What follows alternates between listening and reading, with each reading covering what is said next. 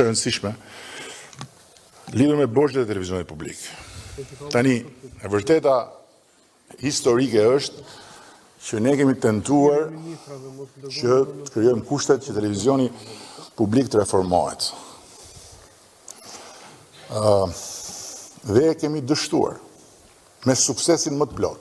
Nuk e di çfarë do të bëj drejtuesja e re, po deri tani bilanci i televizionit publik është dështim i suksesshëm. Që do thot nga borxhi në borxh dhe nga mospërfillja e publikut në mospërfillje. Ne nuk e kemi një televizion publik sot në Shqipëri, kjo është e vërteta. Kemi një kanal atje, po unë personalisht hera e fundit kur e kam parë televizionin publik shqiptar dhe ju siguroj për këtë, është në vitin 1990 para përmbysjes, kur ishin ato protestat që ata ca si thoshin dhe thoshin oliganët dolën këtu, oliganët dolën atje, që atëhere unë televizion publik më nuk kam parë. Kam vajtur i ftuar, po ju siguroj se as veten nuk kam parë. Dhe janë të vetme intervista, mbas cilave unë nuk marr si mesazh. Sepse kam shkuar në një përshpirtje atje, që quhet përshpirtje publike. Po, më kanë parë, i kanë parë ata në sallë, edhe jashtë studios nuk më ka parë një. Prandaj duhet ndarë mendja.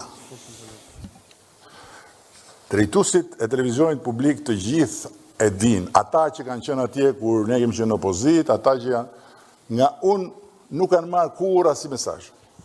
Asnjë mesazh. Se unë nuk e shoh. Dhe kur ndonjëri nga ju më çon thotë, "Si çfarë bën televizioni publik?"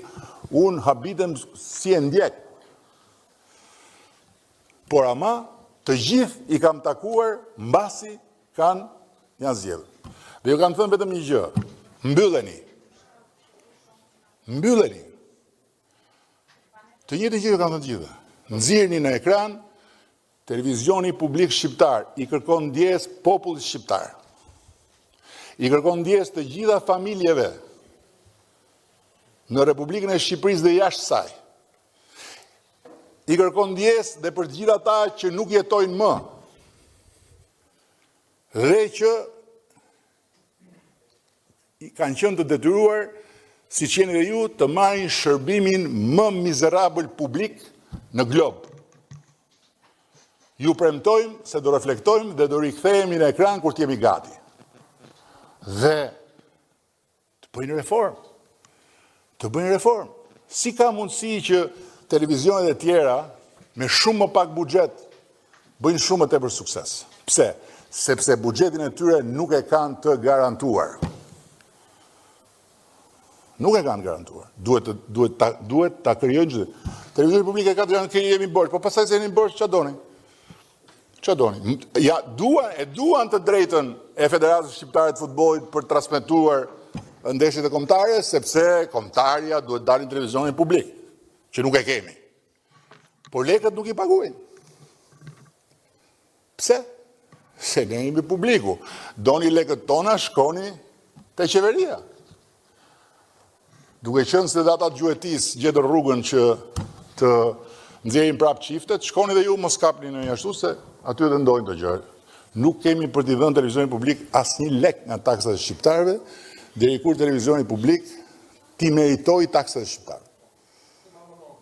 Unë shtu mendoj Iris, unë e di që ty të qanë zëmra për median, mua më qanë më shumë se kam qenë edhe unë si punajote atje i mediave, por unë jam çik ndryshe.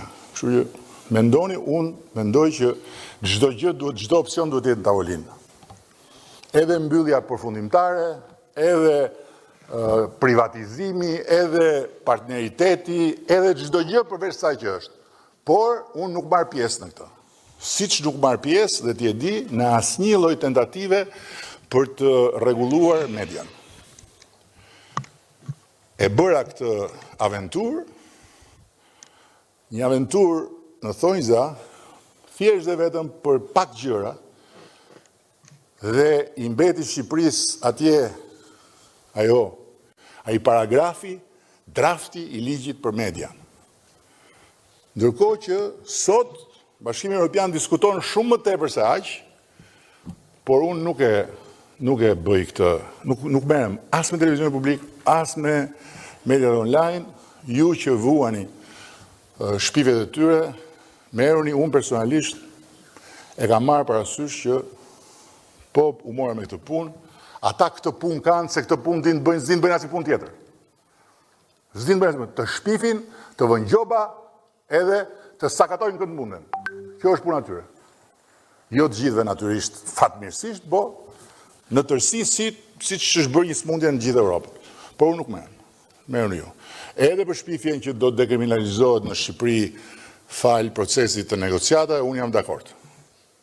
Për të gjithë gazetarët, për të gjithë vetëm me një gjë unë nuk do pajtohem kurrë që të dekriminalizohet shpifja për ata që janë të zgjedhur nga populli. Të tjerët shpifni, se diçka do mbetet, sa të kemi fuqi do mundohemi që të mos mbetet, kurse ata që janë në sallën e parlamentit, apo ata që janë të zgjedhur në nivelin vendor, për ata shpifja me votën time nuk dekriminalizohet. Nuk e kam prek fare, nuk e di. Vim tek ligji